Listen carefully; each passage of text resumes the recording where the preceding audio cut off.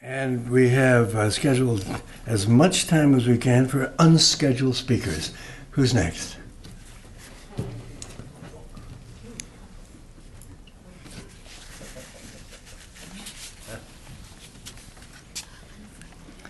My dear friend, Tim Considine. Your brother.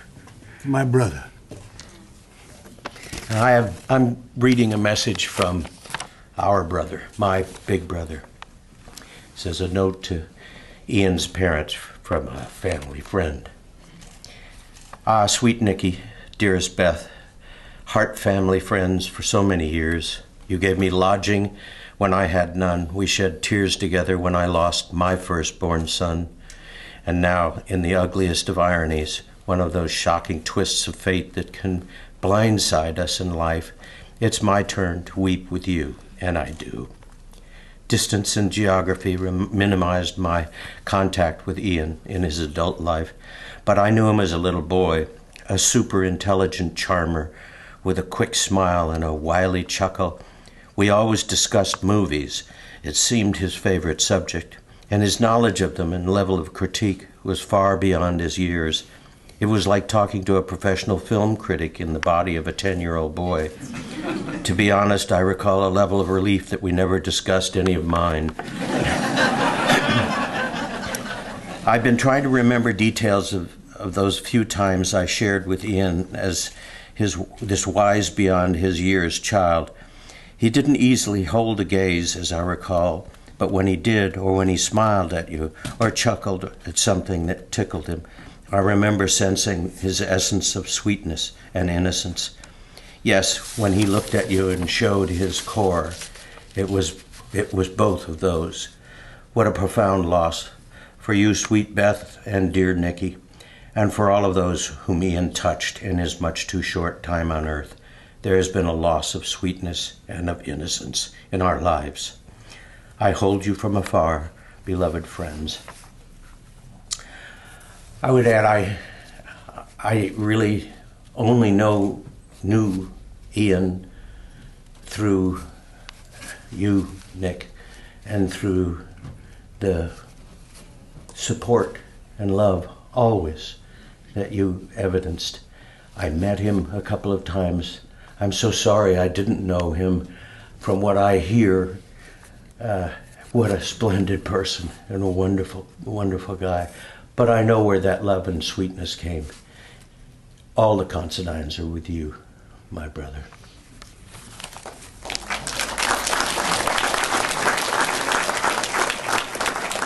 Speaking of brothers, I would like to make note that this is also Martin Luther King, a national remembrance. And Martin Luther King, on another afternoon, I will share with you the influence he had on me. Speaking of love and kindness. So, who's next? Sweet girl.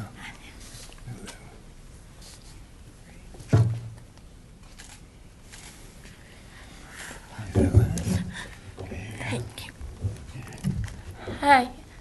I just wanted to say that I was friends with Ian and I loved him dearly, and I'm really sorry he's gone.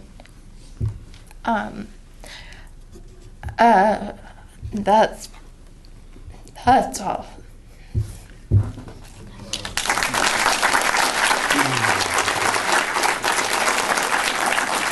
My dear friend, who worked with Ian, Sophia. Thank you. Ian, speaking of Martin Luther King, there are other people who believe in dignity.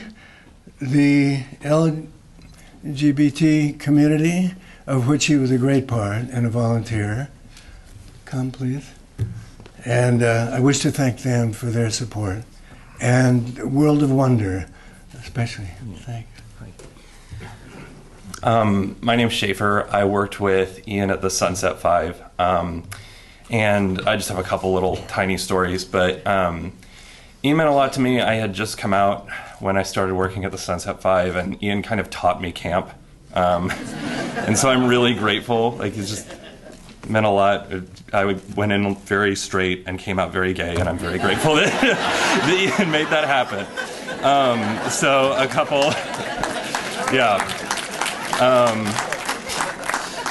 little moments. First off, just Ian's sweetness. I had a little reading at the West Hollywood Book Fair, and I was only on stage for like 10 minutes. And if you've ever been to anything in West Hollywood, it takes like an hour to park. And so nobody came, and I wasn't mad because it's just like I'm on for 10 minutes, but Ian came. Ian spent probably 45 minutes in terrible traffic and parking to hear me read a bad short story for 10 minutes. And it was just so sweet and precious, and that always stuck with me. And then Ian's wit. Ian and I were over at Aaron Verdugo's apartment downtown on a very stormy night in LA, and it was very windy. And we were looking out the window, and you could see all these trash bags blowing around in the street. And I was trying to be witty, and so I go, "Oh, look, the trash is dancing in the street." And Ian, without missing a beat, replies, "Schaefer, don't talk about those people like that." So I will miss those moments a lot. So thank you, Ian. And Elizabeth St. Clair. Hello. I was her leading man when she was 16. Many years ago. I worked with Ian about in the fall on a film project of Jeannie Berlin's, and it was a delight working with him.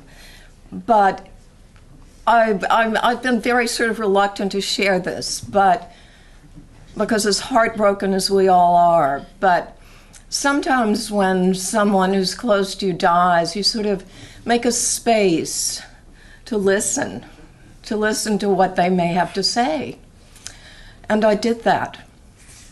And the first contact was Ian laughing maniacally and saying, "You're all crazy, this is great." So life on the other side was okay, apparently, which is something that I just wanted to share with you. Just a funny, last aspect of Ian, who we all loved and who we will all miss so deeply. But I think he'll be looking down, laughing his head off at all of us, and sending great zooming blessings to everyone who's here today. Thank you. Thanks, buddy. Thank you. Morning, everybody.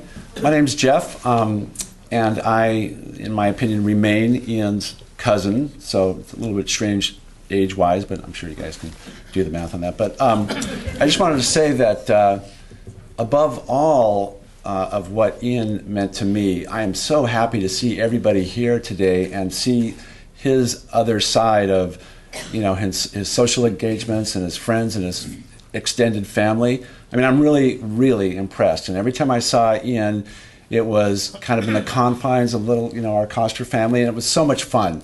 I mean, we would do these little weekend trips, and God, but that one time we went up to Carpinteria, and Ian said, "It sounds like a skin disease or something." Like, "Do you suffer from Carpinteria?" It was just classic. And it was, I don't know, I just have to reiterate what everyone said here today, these young ladies that were up here talking about his wit and his incredible knowledge of the film industry, and I kind of envied Nick in a way, because when I saw these two guys at parties every now and then, and Nick would go on and introduce a subject and kind of, because we're getting a little bit older, he may miss a few facts and he'd kind of look, and Ian would be right there, like, just on the moment with his information, and it was really, really a cool thing to watch these guys work as a team. Yeah, he was an incredibly sweet guy and will always be that way for me.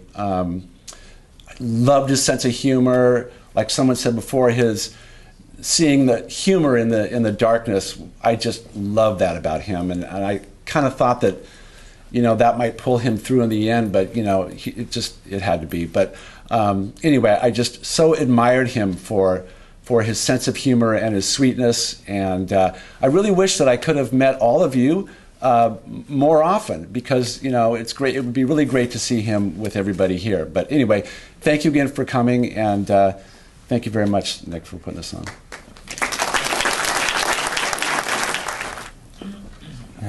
Hello, nice to see you.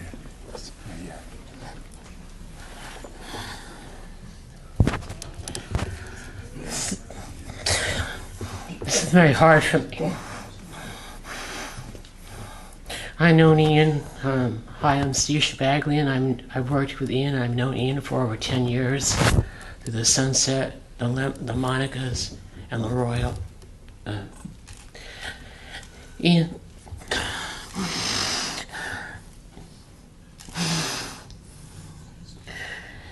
Ian was a sweet person. When I first met him, I was really taken aback by his force of nature, his sweet soul, his kind, generous nature, his outrageousness, and I really didn't know what to make of it. I was just kind of like taken aback, saying, whoa, this guy's on fire here.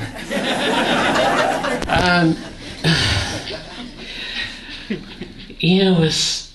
there are times when I'd have a really bad day, and Ian would always have a smile for me, and he'd always try to cheer me up, and it was just, I wasn't quite used to that.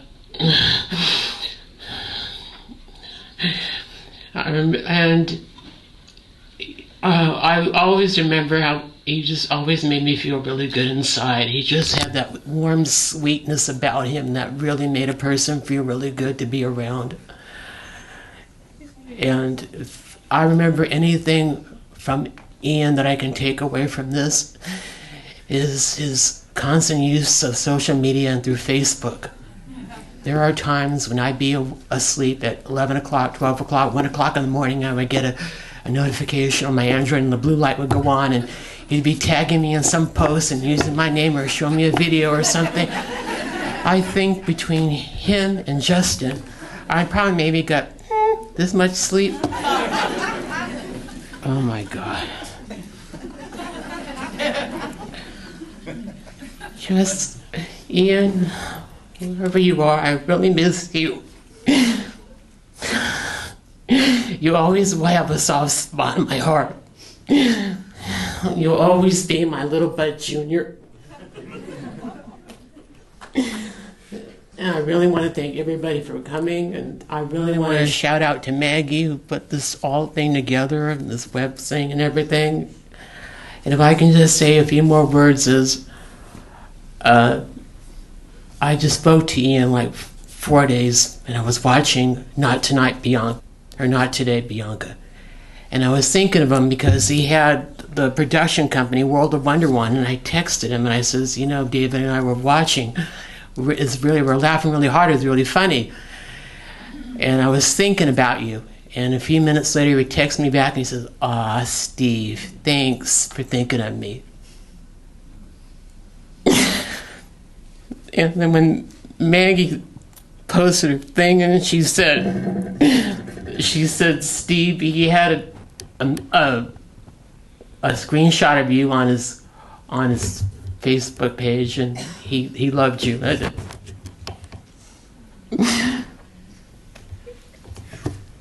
I'm so sorry. Thank you very much. But I love you, Ian. I miss you. I needed to get up here and just say, I've been part of their family, it seems like for eons, but since we were 15. And what I've seen with this family through all the changes throughout the years is the commitment of love and support. And they're such a wonderful family, because no matter what happens in life and what we all go through, the most important thing in life is love and support. And Ian was really, really especially young boy. He wasn't young because I haven't seen him in a long time, but what I remember about him is his curiosity and his always willingness to go out and have a good time. And I remember body surfing with him at the Jonathan Club.